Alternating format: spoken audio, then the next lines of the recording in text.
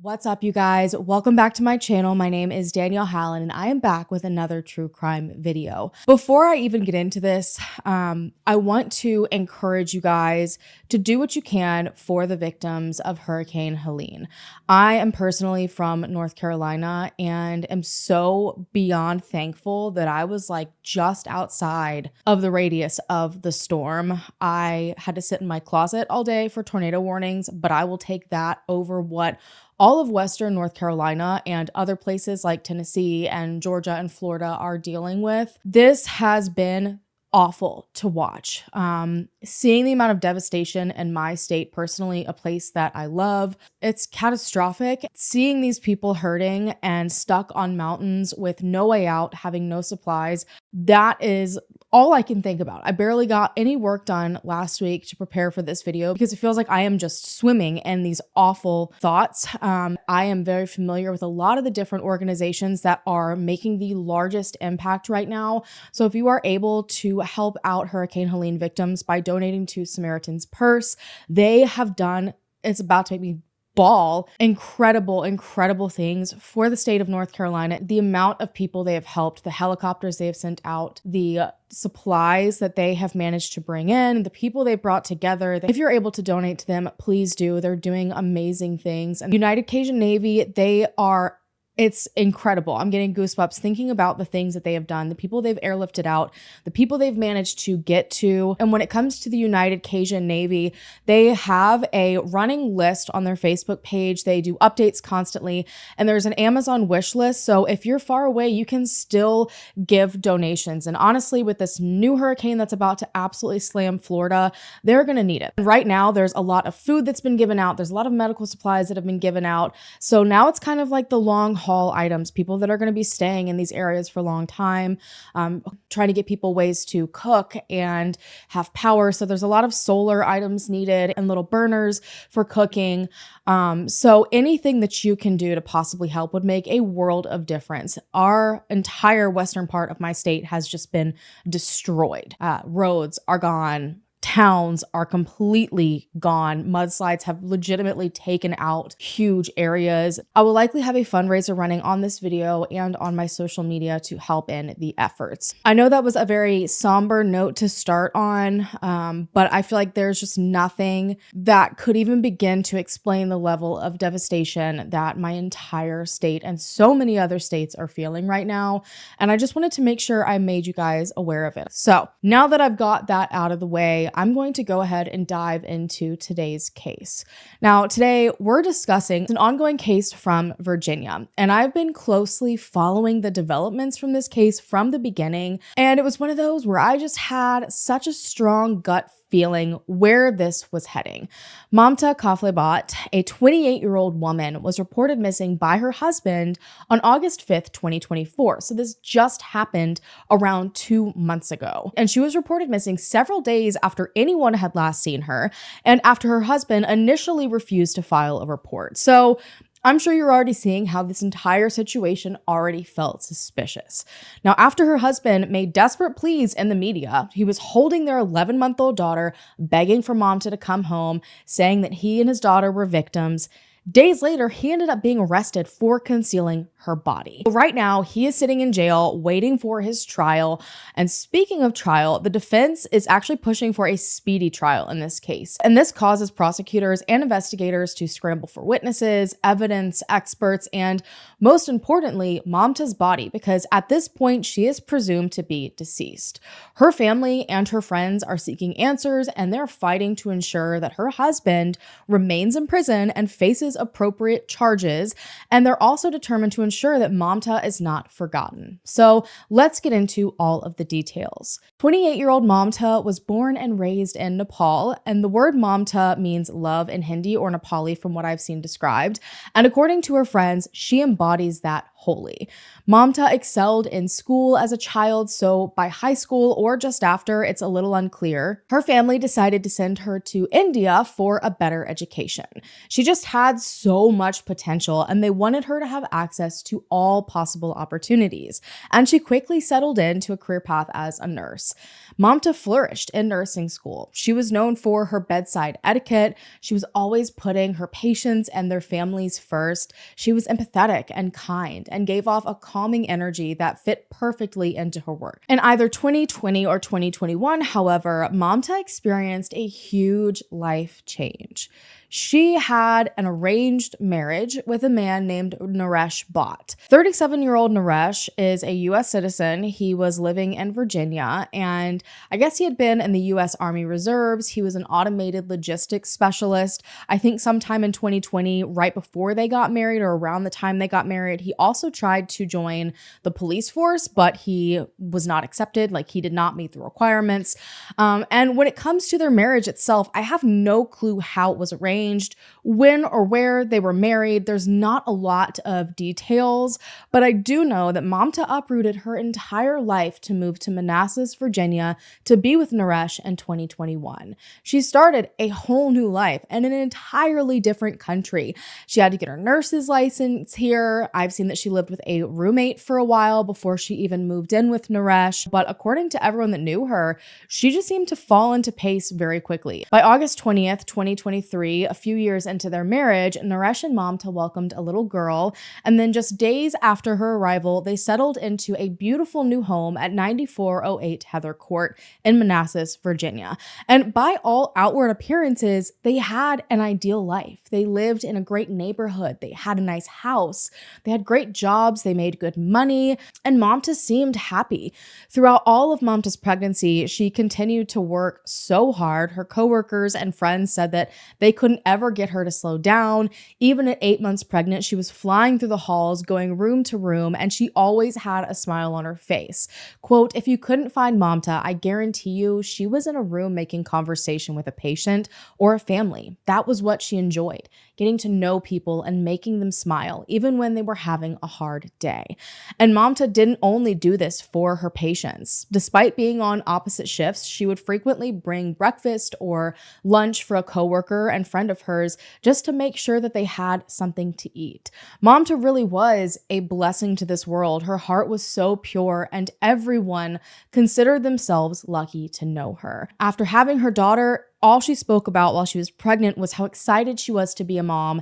And then when she became a mom, it was like her crowning glory. So when she failed to show up at work on August 1st, 2024, everyone knew there was a problem. Now, at the time, she was working at UVA Prince William, and she never failed to show up to work, which I'm sure you guys get that already from the way I described how much she loves her job. So a handful of her friends and coworkers were kind of getting concerned. They came to the conclusion that none of them had spoken to her since July 27th into July 28th. So not only had she failed to show up for work on August 1st, but it had been days since anyone made contact with her. So her employer decided to call Manassas Police Department to have them do a welfare check. Authorities arrived at the home that she shared with her husband and her daughter the following day on August 2nd. She had a scheduled shift that day as well that she failed to show to. I'm not sure why it took about 24 hours for authorities to get out there. Maybe they made a second call saying, hey, she didn't come again, and that kind of pushed them. But either way, already red flags were going up in my mind, because why is Mamta's employer calling about her missing before her own husband? And when Naresh answered the door for the police, he was very relaxed and seemed to offer them an explanation.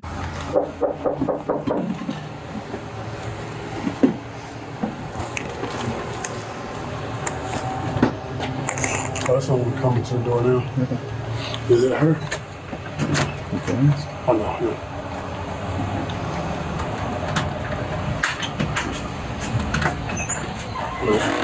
Hello, sir. How are you? I'm Officer at Manassas Park Police. We're looking for Miss Mamta Kafle.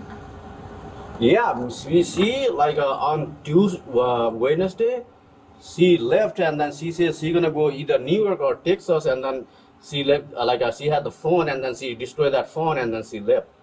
So she destroyed the phone and she left. She said she was going to New York. Yeah, her sister, one of her sister. Okay. Yeah. Do you have any other contact information? Yeah, I like she has a different three phones. I do have like two phone numbers. One phone number somebody other receiving, one another for contact number For the New York, I do have. Okay, can you show me that? Please? Can you Can we hand get that those info? numbers? Can we get those phone numbers from you? Yeah, we just want to see if she's okay because we have an employer calling. to Hi. check. Did she say why she left? Yeah, because like we are about to separate, and then the home inspection come here to. I'm about to sell the home, so like she wanna say like, okay, I wanna go with my sisters, and then she used to work Wednesday, Thursday, Friday, and Saturday, Okay. and then sometimes I don't know where. You can come inside or I can come outside. Because It's up to you, sir. Up to you, sir. Yeah. And like she used to live in a falls church. I don't know the exact address. I know the building because I noticed there because I saw her email, and then one place over there, and then I don't know somewhere in Manassas because on the 8th I think like on the 8th she started a job. Last month? No. Yeah, last month. Sorry. Okay. Yeah. Yeah. On the 8th, so I'm not working since that. She say like she gonna be stay there, and then once she gonna be everything settled down, she will take the baby. She not gonna leave the baby with me. That's what she said. I know the building in Falls Church where she was. Still, she's living over there or Texas because I already conversation with her sister. She just did not reply me, and then she was asking me, and then her mom. And then her mom is also asking for me. I don't know where is she. Okay. So if you could give us the phone numbers, please. We want to see if we can make contact with her. This is not the first time. Multiple times she go and then come back in few days. Okay.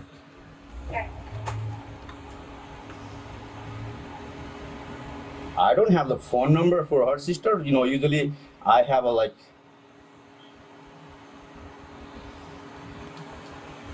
Facebook, but I don't have her phone number. Oh, got you. Okay. So that's what I replied 2 for 23. Usually she works Thursday to Saturday. She works there, and then it's not like first time she disappear and then come back.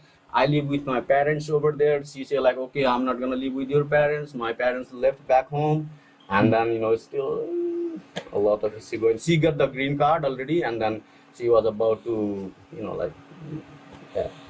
Okay. When she left, was she? Did you say anything about hurting herself or anything concerning? No, because if it's the first time, then I can say, oh, okay, where are you going? This and that. This is multiple times. I don't know who called you, but sometimes she came back, and then most of her stuff regular stuff. She already I think in March she already take regular stuff regular wearing, regular shoes. This is her shoes even but the regular things she already take it. But the normal thing fancy wear, a suits, special wear, still we have here. Okay. Yeah. Okay. Can I get your phone number, sir? Yeah. And do you have ID on you? Yeah. Okay. Just get that. Yeah, we'll get it all at once. So we don't have contact. I mean, what I'm thinking is if maybe get his info and could tell us to give us a call if she comes back. Yep. Get his info. Sounds like they're going through a divorce, so she decided to go to New York with her sister. If she just comes back, he can give you a call, and I think it was her job who called. Just call them, let them know that hey, spoke to the husband. It appears they're going through a divorce, and she left and went to New York. And then she is not at the work. Her employer called and asking just called us to check if she was okay. So that's why we're here. We don't mean to bother you. No, that's fine. She's supposed to be there. Usually I don't know. I cannot check. Where she goes. Even she was 5 months. She left for 2 weeks. We never know. And then one of friend tell me somewhere in culture. And then after that, at that time, she had a laptop over here. In my laptop, her email was on. And then I see Uber was there. She did the Uber, and then I went to the nearby the building, and then I saw her, at the building because I wait for her work time. I see her there, and then same thing happens again another time right here in the Bright Street Drive. She said at that time we had a conversation. She said I'm in a Fairfax, But like, I just guess maybe like she is there, and then I just wait for a few hours over there. At that time, my parents was here, so I can go there. And then I see she's just stepping out from one of my friend, both like both of us friends, and then she just step out, and then I went inside. Why are you lying? If you wanna go, just go. If you don't wanna go, but I don't want to stay with you. That's what I said. Okay, if she does return home, just give us a call. Okay, if she did not return home, like, let's say she's supposed to be returned home by Sunday or Saturday, because she worked Thursday to Saturday. Sometimes she doesn't come over here because, last time, it was like few weeks ago. Okay. I have also worked, if I left, she has to take care of the baby. If she left, I have to take care of the baby. That's why she decided, like, okay, when I'm working, I'm not gonna come home. If she doesn't come, so I have to file a complaint, or what I supposed to do? She lost, maybe she say like, last time, even like, she returned down, and then she say like, okay, I'm not gonna, I'm gonna disappear for 6 months, make a different address, and then after that, we will separate this and that. So I don't know, like, I'm kind of. Okay, well, if she does end up missing, just call us back. Again, it'd be a good idea to contact people that that knows her, all right, to make sure she's not actually missing. But if that does happen, just give us a call. And another thing, she has some mental issue as well. She the nurse. Problem is there, because if I say something, who is the nurse? Who know more? I say you know more. I say a lot of stuff. I told her like multiple times, let's go to the psychiatrist. Like do something. She said like, no, I'm okay. I know my stuff. I'm a registered nurse. Okay. A lot of stuff, man. It's problem, man. I hear you, sir. I understand it could be complicated, but here's your ID back. Thank you. I'm gonna give her employer a call back to see to let her know what we spoke about today. Okay. All right. And again, just give us a call. Well, you have my number. You can shoot me a text if you want. Just Sure. Let me know if she comes back. Sure. Okay. Sure. All right. Until Sunday, I don't think so. What's that? Until Sunday, I don't think so. Until Last Sunday? time in March, she disappeared for a week or something. After that, I figured that out because of the email, and then she said like, I was in the parking lot, and then she said like, I'll meet you at the hospital, and then I meet her at the hospital. I say like, I know where you're living at, but I don't know like which building or which floor, which Right. big building. So hopefully she will be back by Sunday. If not, You're talking about this after tomorrow? Is Yeah. that what you mean? Okay. yeah, this Sunday, because she worked like maybe Saturday night, because she worked like, oh no, because she's not at work now. Right. Because before this 8th, she used to work in another hospital. And then maybe she applied somewhere else, and then trying to do that one as well. I need to figure that out, Right. because she used to work at the Innova hospital, and then she switched over there. And if she want to try to move somewhere, if she applied somewhere, I don't know how to figure that out. Okay. Yeah. All right. Well, we'll give the employer a call and just Yeah. read Either her New letter York, and either info, Texas. Okay? What? You said Texas? Either New York, either Texas. Oh, either New York or Texas. All right, sir. Thank you so much. Okay. Now, I want to quickly touch on a few important things that we just saw in that body cam footage.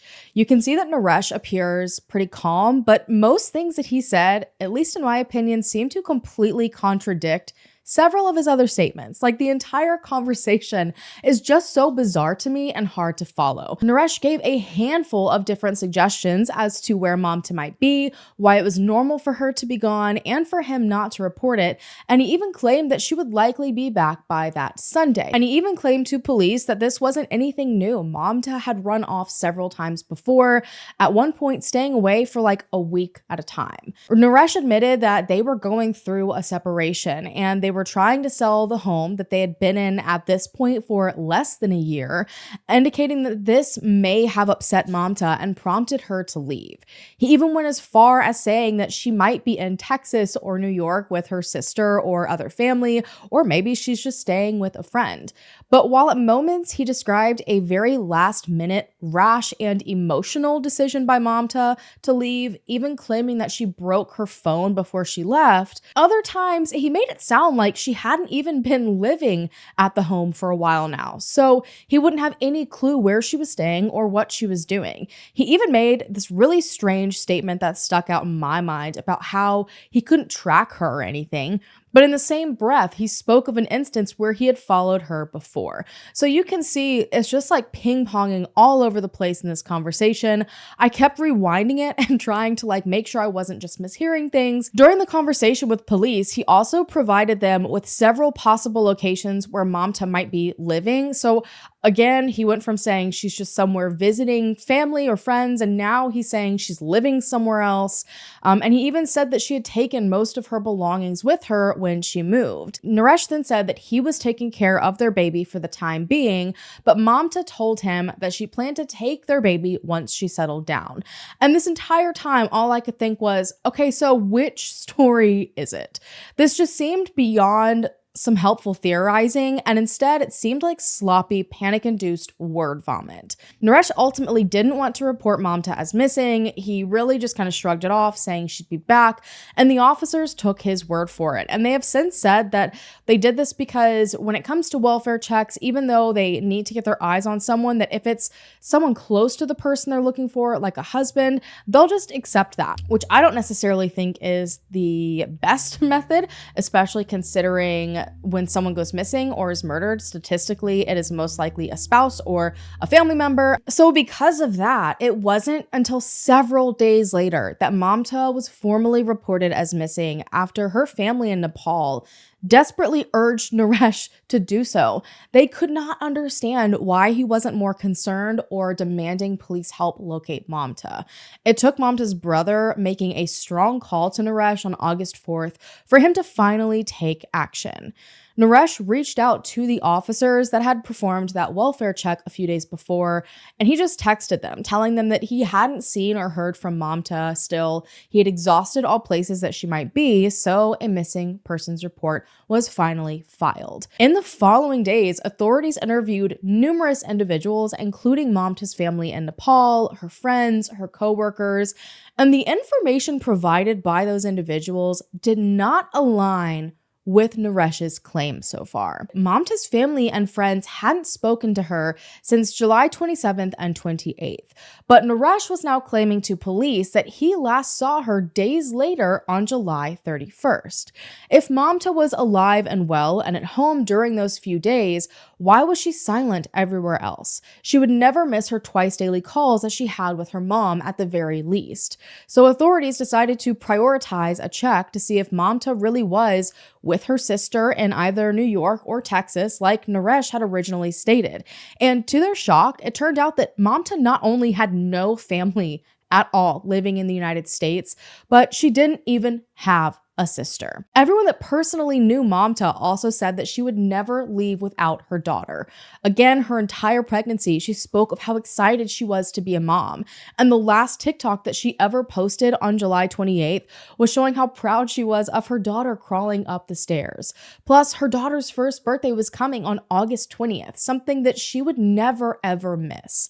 Mamta also heavily relied on social media to keep in communication with her extended family. That's how she called her mom on Facebook video chat. She also would post pictures and videos to give them a glimpse into her life in the United States. Because keep in mind, she'd only lived here for a few years, and the entirety of her life prior was miles and miles away in Nepal. So all of this was out of character and seemed indicative that Mamta didn't leave of her own volition, like Naresh was trying to claim. So the search for Mamta continued, and police started to share her missing persons flyer with the media, hoping that someone may have seen her somewhere. But as the days passed and there was still no word, none of her known friends knew where she was, the hope that she was alive somewhere dwindled, because if she had by chance decided to run off or go somewhere, she would have heavily relied on her really small, tight-knit support system in Virginia, and none of them knew where she was.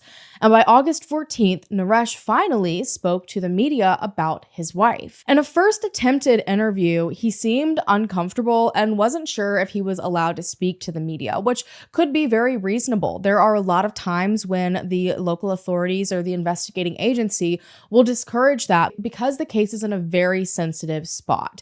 Except In the midst of saying all that, the only thing of importance he would say otherwise wasn't bring mom to home or I'm so worried about her. He kept saying that he didn't want to look like the bad guy, which to me is kind of a strange priority when having your first conversation with the media. But with us just some words about, helping you out to find her, share flyers, anything like that. What do you mean? Just like obviously your wife is missing, and I'm sure you're worried about it, and to kind of get the community to, if they see her, to give a call, anything like that. Would you be ready to share some words with us? Yeah, either call to the police or any of our family or friend. Yeah. Could you tell me that maybe just on a mic, just to say reach out, please help us out. I'm sure you're probably really concerned after all these days. It's been 13 days, and I know you have a little baby daughter. Yeah. So should I I don't know should I authorize to come on the media or not? I need to ask something and then I can come back on the media. Oh, so you don't want to do it now? Yeah. Okay. Because I did not ask them. Oh, I need to ask them. So I'm not authorized or I'm authorized. We're only using what police has put out. That she hasn't been seen Right since. now, so I don't want to disclose everything because the investigation is going on. So Okay. Could you? One word. Did you? Why did it take so long for them to put something out? I don't want to say. You can ask them. So I don't know. Okay. I don't want to go that. Yeah. Okay. I'm not. I'm suffering from a lot. So. I know. Yeah, and we're obviously trying to do our part because it's been so long, and we want them to help find her. I know you have a 10-month-old.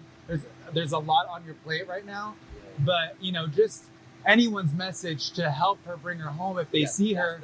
That's the message. Yeah. Okay. But in a second interview that he did, he was a lot more willing to talk. What has been going on the last couple of days, weeks? Yeah, it's been very terrible time. We are just, my baby and then myself, we are just waiting minute and second, every minute and second, just waiting to get the, I don't know how to explain. How are you doing? I don't know. I'm frustrating. Yeah. How long have you guys been married? 3 years, you said? Plus.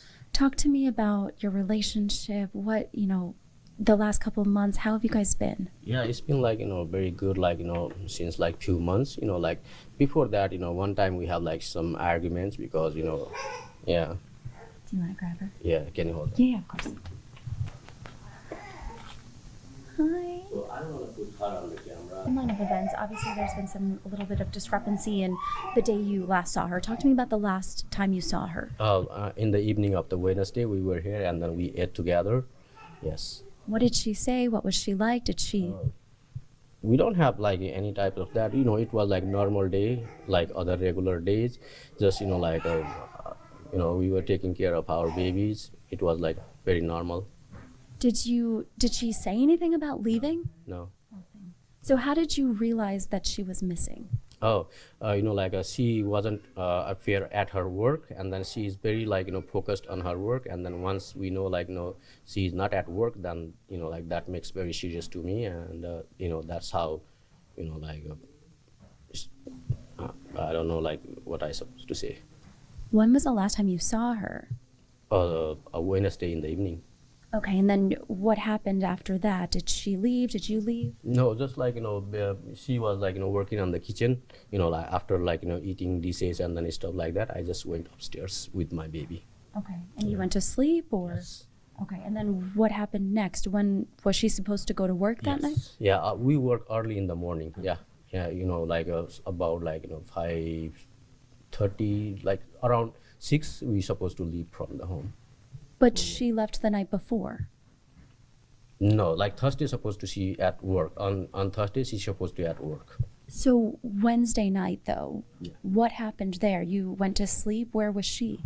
Oh, so she was working in the kitchen, and then right there, usually if I have to work, I go there, and then sometimes in the morning we do not disturb because of the baby, who is not working, we do not disturb to another person. So keep taking care of the baby, and then slightly left the home and then go for work. That's what the regular schedule is. So she never came to sleep though. Yes, he came. Like I heard, like noise, something like that. Like she came, like she was here doing like dishes and then stuff like that. I heard that. Like some type of noise, but like you don't like pay much attention like that because that is the regular schedule. Okay. Yeah. So you didn't normally sleep together at night?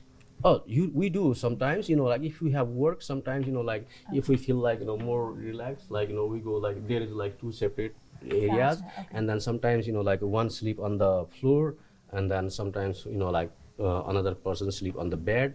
Usually like, we do not want to disturb our baby. That's why, like we try to, like minimize our noise, stuff like that. Has she ever gone missing before? What do you mean? You said to me on the phone that she's left before. Yes. Talk to me about that. How many times? What were the circumstances? Did you call police?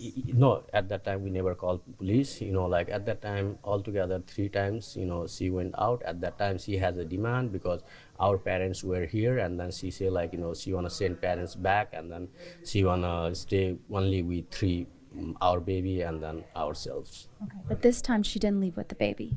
No. No, before as well, like, baby, she always leave baby here. She do not take the baby. She never took the baby. Yeah, no. Okay. Did she leave with any belongings? Did she leave with a car? No, most of the belongings are here, but like, her regular stuff, paperwork or stuff like that, like she usually put her on a bag, stuff like that. Other than that, most of the stuff are here. So somebody at the press conference today said that her passport was missing. Because, like a passport and then stuff like that, because she started new job here, and then usually she put on the bag and then passport is not here, because on the passport there is a stamp which work as a work permit. That's why maybe like, she took with her. You mentioned to me on the phone that you're the one suffering tonight. You mentioned... Yeah, I'm the sufferer one. I'm the sufferer. My baby and then myself, like we are suffering the most. What do you say to her if she's watching this right now? If she is watching, come back, whatever is the issue, like we can fix it. Please. Did you guys have any sort of fight before? No. Nothing. No.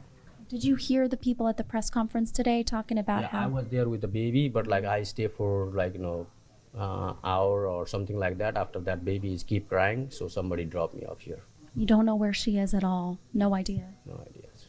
Thank you for speaking with me. I appreciate it. Again, those red flags popped up for me when I saw that interview and he was speaking about how he was a victim. That's usually never a good sign in cases like this. But probably the biggest red flag was that he changed his story. So he had originally told police that Mamta had smashed her phone, upset, and left Wednesday, July 31st.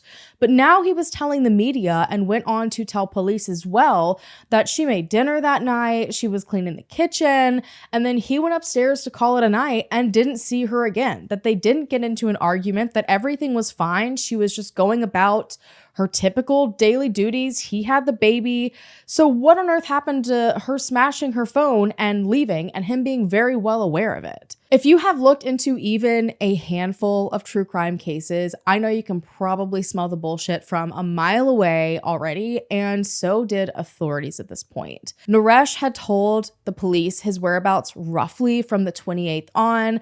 As you can see through all of his interviews and conversations so far, he is not quiet. He's very willing to talk and give them all sorts of information, but around this time, he started to become less cooperative. And in my opinion, him becoming less cooperative is nowhere near as strange as some of the other things that he did. He put their home up on the market. He sold his Tesla to a local CarMax and then admitted to the police that he was making arrangements to send their baby to Nepal for Mamta's family to care for. It's like you're trying your damnedest to separate yourself from everything about the situation down to your own baby.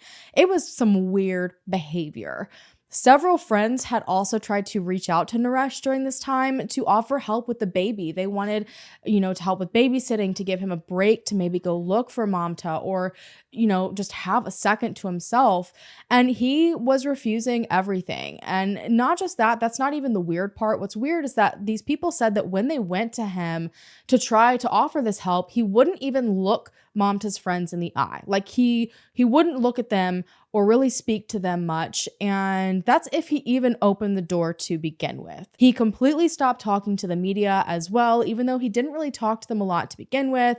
He wasn't helping in searches or passing out flyers. It was all of Mamta's friends out there, even in their scrubs, looking for her, and Naresh was nowhere to be found. He was too busy selling his Tesla. And you guys know how I am and what I preach always on my channel. We all cope differently. We all respond to these traumatic events differently.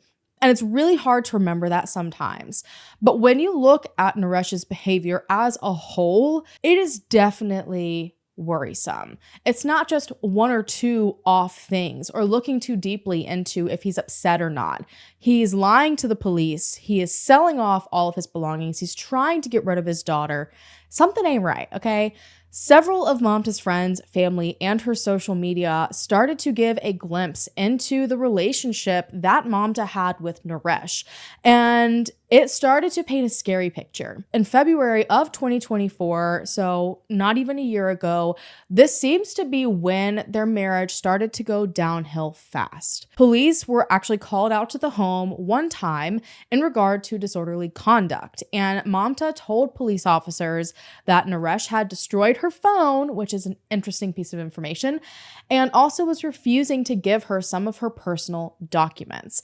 She was in the process of working towards citizenship, and she had her green card at the time, which is likely what she was talking about. And I don't know if maybe she was threatening to go back home to Nepal with their baby, and he wasn't giving her like her passport and things like that. Obviously, there was a big issue, but ultimately no charges were filed in this incident. A close friend of hers was able to confirm that after this incident in February with Naresh, when the police came out, Mamta ended up coming to stay with her for a week, which is likely exactly what Naresh had been referring to in his initial conversations with the police and the media. But if you think back to the things he was saying and the way he was describing it, it was like he was making it seem that she had just up and left with no explanation, that nothing had triggered it. She just kind of like ran off without her baby. And now everyone was realizing that wasn't the case at all. This friend claimed that Mamta showed up with her baby and she had no phone, she had no car, she had nothing. So Mamta's friend ended up getting her a phone, putting her on her personal phone plan to make sure that she could continue to support herself, to get to work, look up shifts, get ride shares, and she encouraged Mamta to get help for this situation. And Mamta did in fact try to do that. Authorities were able to find that twice that February, Mamta had also reached out for help on Facebook. She was trying to find resources. Once on February 6th and again on February 16th, she posted in a local single mothers group explaining that she was in the midst of a separation. She wanted advice on how to navigate that separation, as well as help keeping custody of her daughter. She explained that she had just moved to the United States. She wasn't a citizen. She was unfamiliar with our legal processes here, and she was worried that she wouldn't have the money for proper representation, that I guess Naresh would have more rights because he was a US citizen. She was clearly in distress. Several women in the group rallied around her, and they were sending her several resources for domestic violence. They were sending her locations of local shelters so that she could get to a safe place. There were people sharing similar stories even, and she created just this group of people to surround her and help her. But ultimately, after not just them, but other friends of hers as well offered her help and a place to stay, Mamta said that she and Naresh had decided to go to counseling. She didn't want to give up on what she had worked so hard towards, I guess what her family worked hard towards in terms of this arranged marriage. She said that she did love Naresh and she wanted to give him a chance to be a better husband, a better father, a better person. Honestly, I feel like she probably felt trapped. I think she felt that there was no escaping whatever was going on. Naresh didn't totally ignore the reality that their marriage was not in a good place. He was honest about that, but I think it was a way for him to try to maintain control of the reality of it. Like, he didn't want people to know the depths of what was really going on. So he twisted the details to make it fit the current scenario and make it seem like Mamta had chosen to go off because of what was happening. By August 16th, a warrant was approved for Google records because authorities wanted to see the phone activity of Mamta as well as Naresh. And by August 21st, a day after their baby's first birthday that Mamta missed, a warrant was executed at the Bhatt home. And authorities were shocked to find Naresh was in the middle of packing up. Several suitcases were filled inside of the home. Passports were sitting there ready to go. And from the way it's described, like, we already know that Naresh said he was going to try to send the baby to Nepal, but it seems like he was trying to send himself somewhere too. So they obtained another warrant for buccal swabs from Naresh as well. And at this point, the case took a big turn, like hard right, totally different direction. The affidavit for the warrant on all of these things stated that there was now probable cause to believe that Mamta was being prevented from returning of her own free will. And by the following day of August 22nd, Naresh himself was taken out of his home in handcuffs, facing charges of concealment of a body, the body of his own wife, just days after he pleaded on the news for his wife to come home, saying that he was the victim. How many times have we seen this? Like, all these people think they can legitimately stand in front of the media and tell these lies, and people aren't going to see right through them. Like, the level of confidence these criminals must have to do this, and not only, you know, their ability to lie, but also their ability to cover up their crime. He claimed he last saw his wife 22 days ago. And this morning, Naresh Bhatt was walked out of his Manassas Park home in handcuffs after police searched his home for hours, looking for any evidence of 28-year-old Mamta Kafle Bhatt. Shortly after the husband was taken into custody, the couple's 1-year-old daughter was carried out by police, covered in a yellow blanket. Yet this story's biggest mystery tonight remains just that. This is an ongoing investigation. Is she alive? Is she alive or dead? We don't know. We don't know. Earlier this week, with no word on Mamta's well-being, friends shared pictures celebrating her daughter's first birthday. And today, neighbors watched as the girl was carried out of the home. I was glad that the baby was away from him because obviously I've always thought that he did something. Because a mother wouldn't leave her baby. Definitely wouldn't miss her baby's first birthday. So at this point, the police were holding a lot tight to the vest, and they still are, and you'll understand why a little bit later. But on the criminal complaint, it stated what they believed occurred based on evidence they gathered, and it also gave a little bit of information on the evidence found in the searches of the Bhatt home. And this was really the only insight the public had at this point. Quote, "On or about July 30th, 2024, the accused, Naresh Bhatt, murdered his wife, Mamta Bhatt. There was evidence in the residence indicating the body was inside the residence and dragged out of the residence." So basically, right after people stopped hearing from her, they're saying he killed her and disposed of her body. But despite these direct claims that Naresh murdered his wife, there weren't any murder charges yet. And I feel like this is likely because nobody could find Mamta's body. I think that authorities arrived to his house with this original warrant, saw him packing up to flee, and they knew they had to press some sort of charges immediately or he was going to be long gone. And this was the harshest thing that they could do with the evidence they were able to find immediately within the house. And they were just hoping that everything would fall into place later. Well, the Manassas Park Night Market is a monthly event here in the center of town. It wrapped up a little bit earlier tonight due to the rain, but these flyers here were on display with Mamta Kafle Bhatt's face front and center. The more the word gets out, the more hopeful loved ones are that they'll find her. From one table, The more that we can bring visibility to Mamta. to the next, I hope you don't mind. to the next. I'm just giving you a copy of the flyer. Volunteers made the rounds at Saturday's Manassas Park Market with one goal in mind. Thank you. Would you take a couple flyers? Flyer after flyer, Hollyworth spread the word about her former coworker, whom she misses dearly. Take as many as you want. We'll put them in our apartment complex. And then anywhere that you don't see a flyer, post one up. The best thing that I think we can do is keep Mamta's story in the forefront, because somebody saw something, somebody has something to say, and the more that we empower them to do it, the faster we're going to get justice. Now, at his first bond hearing, Naresh was denied bond entirely. They claimed that he was a flight risk. And I mean, given the state of his home and his actions leading up to his arrest, I can absolutely agree with that. And they stated that he was a danger to the community. Mamta's family was granted an emergency visa to the United States in order to take custody of her daughter. Just another complicated piece of this puzzle. Because Mamta's daughter is a US citizen and her entire remaining family is not, no one's really sure what's going to happen at this point and how that's going to play out. But what I will say is what matters most is right now, she is in the loving care of friends and family, and I'm sure the rest will be figured out in time. But there were no answers and a lot of questions still in Mamta's disappearance and believed murder. Despite this arrest, no one had any clue what really happened or where Mamta was. So police and the community continued searching and hoping answers would come. A second search of the home was done on August 27th, and according to Police Chief Lugo, more evidence was found. He said that he hoped more charges would likely be on the way.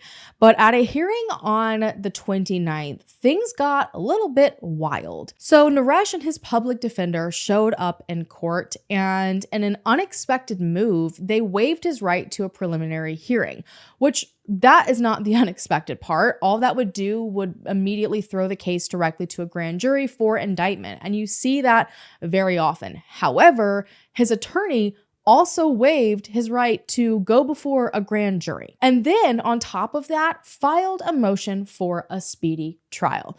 We're talking pedal to the metal here. Under Virginia law, prosecutors have 5 months from that point to bring a case to trial. So that really pushed a fast forward button. And it started a lot of conversations amongst experts because that's not something that you typically see a defense do. So this was real bizarre. And experts, as I said, have weighed in all over the place as to why his defense likely did this. It not only puts the prosecution in a predicament, but also the defense obviously is taking a huge risk here.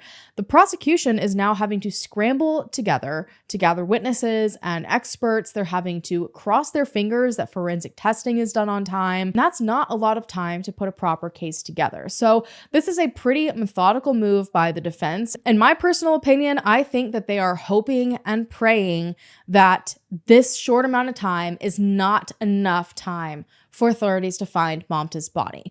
Because the charges are concealment of a body, I would assume that they would have to prove that there's a body to begin with. Like that, in my opinion, is probably first and foremost, that beyond a reasonable doubt, Mamta is no longer alive. And again, the prosecution doesn't necessarily have to have a body to do this, but it's going to make it a hell of a lot more difficult for them without one. And the whole case would rely on either physical evidence or experts to confirm that evidence. And without enough time to put that together, you can basically see where I'm going here. So that really threw authorities and prosecutors into overdrive. But at the same time, the defense is putting all their eggs in one luck-based basket. Friday, August 30th, police descended on Signal Hill Park, another part of the searches.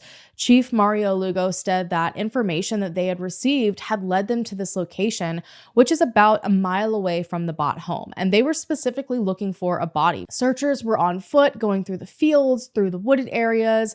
I know that some items were taken and sent for forensic testing, but Mamta wasn't found. Over the next month, physical searches continued. Police were out there desperately searching for her. Her friends were out there desperately searching for her. But ultimately, it would be the digital searches that would shock everyone at an upcoming hearing and provide the most evidence possible, because to date, Mamta's body has not been found. Friday, September 20th, there was a second bond hearing. The defense was basically claiming that there was no reason to hold Naresh without bond because of how weak the the prosecution's case was. They claimed that false statements led to a wrongfully obtained arrest warrant, and this whole thing should basically be thrown out. Now, when I talked about that original criminal complaint, that quote from it, detectives had stated that there was evidence that a body was dragged from the home, when in reality, I guess there was only evidence that a body was dragged from one room in the home to the other, which, I mean, semantics here, you still dragged a damn body, but this was the false statement they spoke of, and unfortunately, semantics kind of matter in the court of law. The prosecution, however, came back and argued that the detective that wrote that down had been working on the case for 30 hours. It was a simple slip up, a mistake. It was not done with malicious intent, and there was still plenty of evidence there to obtain a warrant. And I guess this was accepted, but the defense pulled yet another move. So they claimed that Naresh would need 3 translators for the trial. Now, obviously, he has a right to them, and the court did agree that they will provide him 3 different translators for the trial. But experts have pointed out that they believe this is yet another tactic by the defense. We know that they're asking for a speedy trial, but having translators will significantly slow things down in the actual courtroom. So again, we have the situation of what exactly do you want here? Because translators are legally required to have breaks every 30 minutes. Experts have stated they believe it's possible that the defense is doing this to be able to later say that Naresh doesn't speak English well enough to understand any of the communications that he had with the media, with the police, to basically cast doubt on every single thing he ever said. The defense is doing their job, and they're finding all of the potential weak points in the prosecution's case, and they're really going hard at them. Honestly, it does make me a little nervous because whoever his defense is taking some of the riskiest moves that could potentially pan out. But then the prosecution came with a bombshell timeline to prove that they do have plenty of evidence and that there aren't inconsistencies, and Naresh should absolutely not have bond, and nobody was prepared for what they brought forward. Now, keep in mind that not much had been openly stated regarding evidence found. So this was really the first time anyone was hearing details, and I feel like the prosecution recognized what the defense was trying to do, the doubt they were throwing in there, and they knew they had to release something like this. I'm talking Google records, multiple surveillance videos, multiple witnesses, and it tells a heartbreaking story. Now, I'm going to be going through the entire timeline that we know so far, so grab a drink and let's go. Now, we know that the problems with Naresh and Mamta started around, or at least came to a head in February of 2024. I already gave all of the details on that, but months later in April, Naresh did a Google search that could potentially point towards some serious premeditation if murder charges are ever brought forward. The Google search was asking how long it takes in Virginia to get remarried after your spouse dies. First of all, why was that a question that he had while Mamta was alive and well in April of 2024? And also, if her death was on his mind, again, why? And then why was his priority to get remarried after her possible death? And to be quite blunt, it makes me wonder if there was a possible affair going on. Like, is there a woman out there with information that hasn't come forward? Are we talking like a Chris Watts situation here? Or was he just hoping that he could have another arranged marriage afterwards to get a new wife? I mean, I really wish I could know what was behind this search. Like, why did he search this of all things? Fast forward to July 27th, 2024. This would be the last time that Mamta was physically seen by anyone. Surveillance at Prince William shows Mamta sitting outside. So this is where she works, and she's sitting with a friend and a coworker. And records that they were able to find show that she had ordered herself an Uber, which was her typical method of transportation to and from work. At 8:17 p.m., a black 4-door sedan pulls up and Mamta gets inside. However, what's strange about this is that this wasn't her Uber, apparently. records actually show that the rider canceled the Uber around the same time. We still don't know who that person was, at least that I know of, that police have released. But obviously, whoever this was, at least at the time, didn't have bad intentions because Mamta ended up safe and back at home. The prosecution then said that the next day, July 28th, according to phone records, Naresh spent most of the day in Baltimore. Meanwhile, Mamta spent the day at their home with their daughter. Now, friends did have communication with her this day, and she did post to TikTok as well that video of her daughter crawling up the stairs. And at 6:05 p.m., she sent a Facebook message to someone she purchased jewelry from. And then twice that night at 8:25 p.m. and 8:28 p.m., she attempted to contact Naresh, but it doesn't seem like she reached him. Then hours later, in the early morning hours of July 29th, around 12:29 a.m., phone records show that Naresh finally arrived back home from Baltimore. Now, for the following day, it seems that both Mamta and Naresh were at the home together, but oddly, there were several calls between the two of them throughout the day, despite the fact they were in the same house. And this makes me wonder if there was maybe some tension happening at the moment. They were trying to stay far away from each other, maybe one upstairs, one downstairs. And then the last contact that Mamta had with anyone was at 8:30 p.m. that night. She had her daily conversation with her mom through Facebook video call lasting about 14 minutes. It's not been described by Mamta's mother what that call was like, what her mindset seemed to be, if she said that maybe anything was going on, or maybe she didn't want to make her mom worried, so she didn't say anything. Mamta goes silent and Naresh starts being weird. In the early morning hours of July 30th, so just hours after Mamta is last spoken to, Naresh makes two very strange Google searches. One at 4:13 a.m. when he Googles diagram of a brain, and then another at 4:30 a.m. when he Googles chicken farm near me. Then an hour later at around 5:30 a.m., Naresh sends a text message to their babysitter asking if he could drop her off just after 8 a.m. And from the way it's been described, both Naresh and Mamta went to work pretty early, so the timing of him being up and moving around isn't that strange. It's just kind of what he's doing that's strange, obviously. But either way, he doesn't drop their daughter off after 8 a.m. He shows up at her apartment just an hour later at 6:30 a.m. and drops her off at the babysitter's. Within 15 minutes, at 6:44, surveillance then captures Naresh stopping at the dumpster that's located in the babysitter's apartment complex.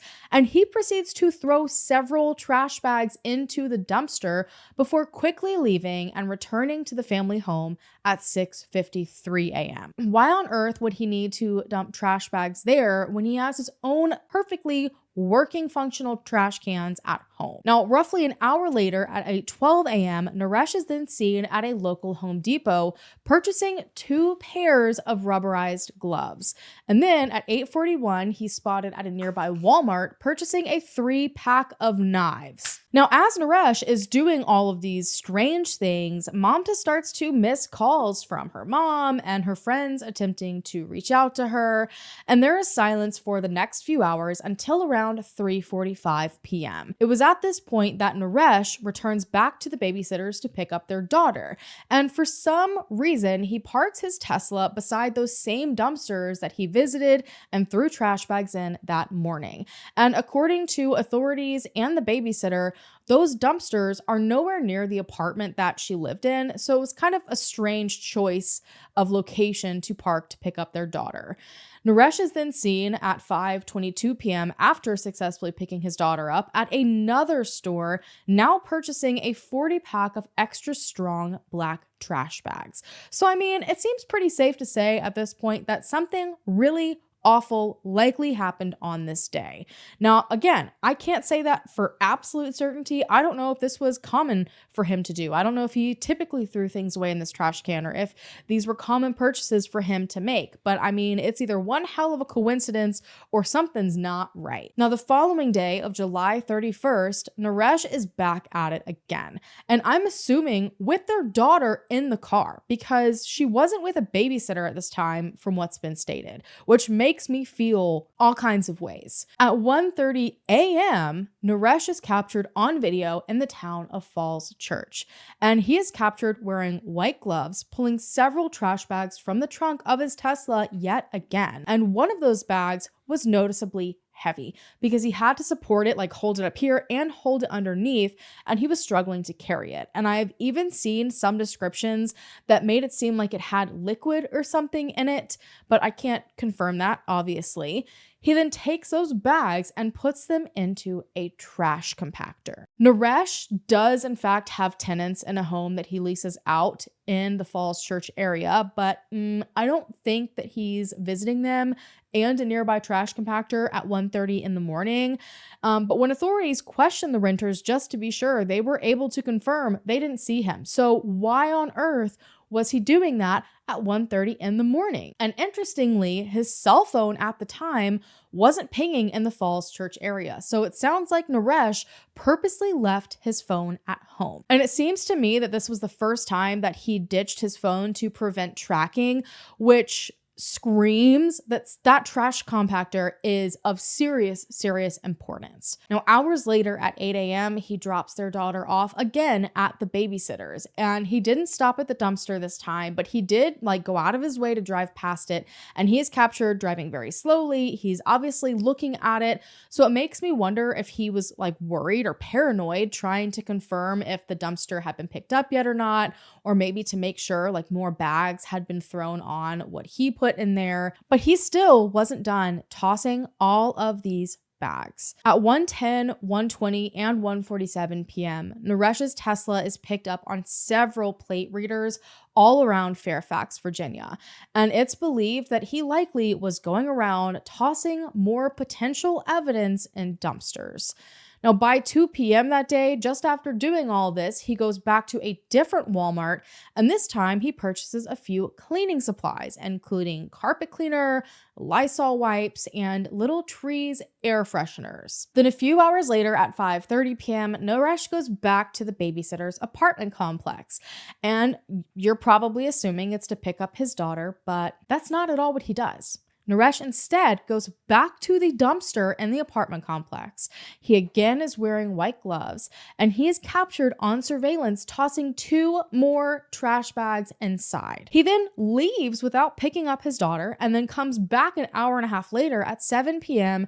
and then picks her up and heads off. And just to remind you, this is the 31st of July. So everything that I just described is happening on the day that he claimed to the police and the media that he last saw Mamta, that she made him dinner that night, she was cleaning up the kitchen, and was never seen again. So I'm curious to know why he was gloved tossing several bags and trash compactors and dumpsters in the middle of the night and all throughout the day, buying knives and buying cleaning supplies if Mamta was safe and well at home. When did he have time to have dinner with her that night? When did he have time to do any of this? What exactly was in those trash bags? Okay. Because I know, at least me personally, I don't make a habit of taking all of my trash to several different dumpsters around town on a regular basis. And I don't think most people do. And then we get to August 1st, the day that the welfare check was called in. Naresh knew that she was supposed to work that day. He admitted that to police the first time he spoke to them. So I feel like that's exactly why he did what he did. So Naresh's phone, according to records, was turned off completely that day. And he told police that he went into town to visit a local cafe, and he even provided them with receipts as if this was some sort of great alibi. I feel like he was trying to make sure he could be placed somewhere by himself, nowhere near Mamta. And authorities thought it was interesting that he mentioned this particular cafe because while Naresh's phone was off that day, Mamta's wasn't, despite Naresh claiming that she had destroyed it just the day before on the 31st before she left. So imagine investigators' surprise when Mamta's phone was actually in working condition and sending off its final pings in the same location that Naresh went for lunch. So authorities went right to the shopping center that this cafe was located in, and thankfully a Liberty gas station nearby was able to provide them with surveillance. This surveillance shows Naresh limping into the cafe, which is an interesting little detail. He does in fact eat there like he told police, but when he comes out, he's back on his BS again. He proceeds to pull bags from his Tesla, but I guess he forgot his gloves this time, so instead he grabs the bag with what appears to be like a napkin or a paper towel, and then he tosses that bag into a donation bin. So authorities rush to this donation bin to see if that bag is still there, and sure enough it is, and it contained a bloody white bath mat. And that bath mat matched several other bath mats found in the Bhatt home. That is quite a timeline of events that they managed to put together. And as smart as he may have thought he was being, I mean, it is like a roadmap of the days that he spent covering up his wife's murder. And everyone in that courtroom had their jaw on the floor. The prosecution then went on to explain the other evidence that they had managed to gather up to this point. And I'm assuming this isn't all of it, but on July 31st, that same day, Naresh purchased cleaning supplies and went to the trash compactor, the day that he claimed she was home and made dinner for everyone. Between the hours of 11 a.m. and 12 p.m., 150 gallons of water were used in the Bhatt home. And to put that into a bit of perspective, they compared that 1 hour's worth of water use that one particular day to typical water use in the home.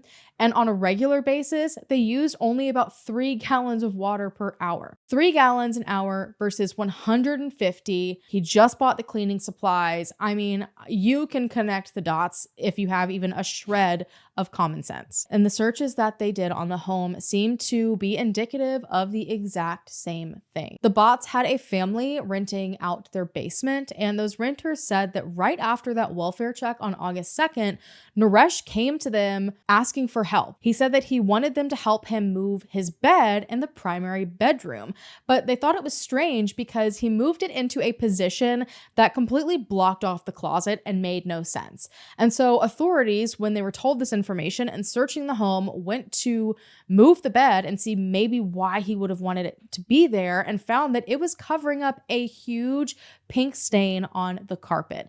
And when they used Blue Star and they presumptively tested it, it was positive for blood. He had tried to cover up a blood stain. There were several other stains in the primary bedroom as well using Blue Star, namely a wide streak indicating that something was dragged through the room. So this is what they'd been talking about when they said that there was evidence that a body likely had been moved from one place to another within the home. There was also blood spatter found using Blue Star on the walls near that drag mark. The bathroom lit up as well, and there appeared to be a void in the bathroom floor that was surrounded by blood. And this indicates that something large had been in that space. There was blood pooling out around it, and then that something was moved. The entire shower also illuminated when the Blue Star hit it. The bathtub was also removed to check for evidence, and they found what looked like blood in the caulking. Speaking of more blood that you could physically see with the naked eye, they also noticed that there were 2 sets of blinds in, I think, the bedroom, and one of those blinds was missing, like it was gone. And they ended up later finding that it had been taken down and put into that closet that had been blocked off by the bed. And when they looked at it, I mean, there was very obvious blood spatter all over the blinds. There was so much blood evidence, and to top it off, because there was all this blood evidence, they decided to bring in a cadaver dog, and sure enough, that dog hit in both the primary bedroom and the bathroom. Somebody had died there, and that somebody was likely Mamta Bhatt. During their searches, authorities also managed to find all of those cleaning supplies that Naresh had purchased on the 31st in a state of disarray. And I personally wonder if they had been used, how much had been used. I'm sure that will come out at the trial. I also know that there are usually signs that a cleanup has occurred in blood evidence. You will see smearing patterns. They can also test to see if certain cleaning agents have been used, but I haven't seen them state anything specifically as to that. However, they do describe those bloodstains on the carpet as pink, and we know that he purchased carpet cleaner, so take that as you will. Authorities also searched the home for those knives that he had purchased at Walmart, and 2 of them are unaccounted for. And just like the trash bags, I don't know about you, but I also don't have a regular habit of purchasing new knives, using them once, and then getting rid of them. So with all of the blood evidence found, investigators have stated that if the blood did in fact come from one person, if it did in fact come from Mamta, it's not likely she survived whatever happened. So something else just confirming that Mamta is likely no longer alive. And this is unfortunately one of the huge issues with the defense pushing for a speedy trial. We know that preliminary tests confirm blood. First, they can do the luminol, but then they can test it to see if it's blood or not, and then if it's animal or human blood, and then you can take it into the DNA testing. But that takes time, and the last I heard, that DNA testing isn't back yet. And if the blood does come back as belonging to Mamta's, they then have to find an expert to testify that the amount of her blood found does in fact support loss of life. And that would be the only way they could really prove that she's deceased without having a body. So we have to cross our fingers and hope that all of that is pulled off in time. And given the defense's latest stance that they believe Mamta is still alive out there somewhere, this is all crucial for the trial. It was already a surprise to me when the defense pulled all these risky moves, but when they started to suggest that Mamta was actually alive somewhere, like that started to get under my skin. I'm always in such a love-hate relationship with defense attorneys because they're just doing their job. And if you ever need one, you're going to really want a good one. But in this case, I'm just pissed because the defense is claiming that the video evidence of Mamta leaving the hospital on the 27th, when she gets into that unidentified vehicle, that somehow suggests that she's alive. They're saying that it is potentially exculpatory evidence, and I am not understanding how they think that. We know she got in the car, but we also know that she was taken home. It is confirmed that she was home. She was at home for the next 2 days, at least. She spoke to her mom on video chat. So how they believe that somehow connects to her still being alive is beyond me. And I'm just waiting for the explanation they give behind that. In my personal opinion, it sounds more likely that this may have been a friend of hers. Maybe she ordered an Uber and then a friend at the hospital drove by and offered her a ride instead. Now, why that person wouldn't come forward at this point leads me into my next theory that maybe Mamta had enough of Naresh and was seeing another man that actually respected her. And maybe he picked her up and Naresh found out, and that's how this tragedy unfolded. And in that case, what they think might possibly be exculpatory evidence may actually be a motive. So it might come back to bite them, and I hope they tread lightly because again, it seems like yet another risky move. Now, at the end of September, friends gathered outside of the Manassas Park Police Department to honor Mamta. They're standing strong for her, and it's honestly just overflowing my heart. And this should go to show what kind of woman Mamta was. Her coworkers and friends are out there searching for her endlessly. They are continuing to be her voice. She made such an impact in so many lives in such a short time in the United States. This community is not giving up without a fight. And unfortunately, the ones that have come forward to speak about Naresh, they don't think he will ever be honest, that he will ever tell the truth about what happened and where Mamta is.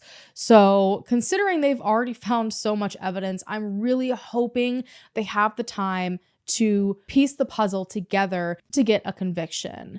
Naresh is due back in court just this week on October 10th. It might end up actually being the day that this goes up, or it might be just before. And Chief Lugo has stated that he strongly believes that there will be different charges by that point, which I'm assuming he means there will finally be murder charges. However, here we are at the beginning of the week when I'm filming this, and I've not seen anything yet. They may just be waiting until like that day when he shows up back in court to add charges. I've got no idea, but we will see, and I will make sure to keep you guys updated. Now, currently, his trial is set for December 9th, you guys. So things are moving incredibly fast. The prosecution attempted to have it pushed to February, but the defense said that they wouldn't be available. Now, I'm not one to typically put my personal theories into videos, but I have such a strong feeling for this one. With the multiple knives that are missing, the several bags, the multiple trips, the alleged amount of blood, I feel it is so highly likely that Mamta was dismembered and is now in a landfill in Virginia. I think that she was potentially what was in those bags. I've not seen that they've started searching landfills yet. I haven't seen even any mention of the potential of her being in the landfills. However, I'm also aware through other cases that I've looked into the amount of time and effort that it takes to search landfills. It would be a huge decision to switch to that path because it would likely mean abandoning all others. So much manpower and resources go into searching landfills, especially because it seems he dropped trash off at several different locations that could possibly mean those bags went to several landfills. But I feel like that trash compactor and the weight of that one bag is just, I cannot shake this theory that that's exactly where she is. And unfortunately, even if that's figured out, the amount of times that there have been cases like this where they believe someone's ended up in a landfill, they're not found. There's just an unreal amount of trash that gets put there. Police are currently still searching for Mamta. They are still processing evidence and trying to put together an even more cohesive timeline of Naresh's whereabouts. And they're hoping that people in the public may have seen something that can help them. They were able to locate Naresh's Tesla, which could have a load of forensic evidence in the trunk, and that is currently being tested. And one interesting detail that they mentioned in regards to his Tesla is that he had disabled the tracking in the car, which again, just speaks volumes to me. Like, I create lists while I'm researching of things that stand out, and Naresh's list of, potentially guilty behaviors is 1.5 miles long. This case has triggered a massive conversation, not just about domestic violence, but also about arranged marriages, about the fact that this beautiful, intelligent, capable woman that was doing so much good for others ended up married to a man that ultimately may have taken her life. It's also thrown the justice system for a loop because of the unexpected approach the defense is taking. I am going to be covering this trial as extensively as I can when it begins and stay on top of all of the updates because I feel like it is going to be an absolute whirlwind to follow. So make sure you keep an eye out for those. I will probably update most often on Instagram. Until then, please share Mamta's story. They need all of the witnesses and information that they can get to secure a conviction and further charges. Everyone that knows Mamta best is so worried that murder charges will never come. They need answers. They need the truth. So let me know what you guys think down below. Do you think that maybe this is just normal behavior by Naresh that's being seen from a very skewed perspective because Mamta is missing? Or do you think that all of this screams that he is guilty of murder and hopefully charges come soon? On that note, I'm going to go ahead and go, you guys. Thank you so much for taking the time out of your day to listen to Mamta's story. If you haven't already, go ahead and hit the subscribe button down below to become a part of the Hallan fam so that we can hopefully bring them home together or bring them justice together. And I will see you guys in my next video.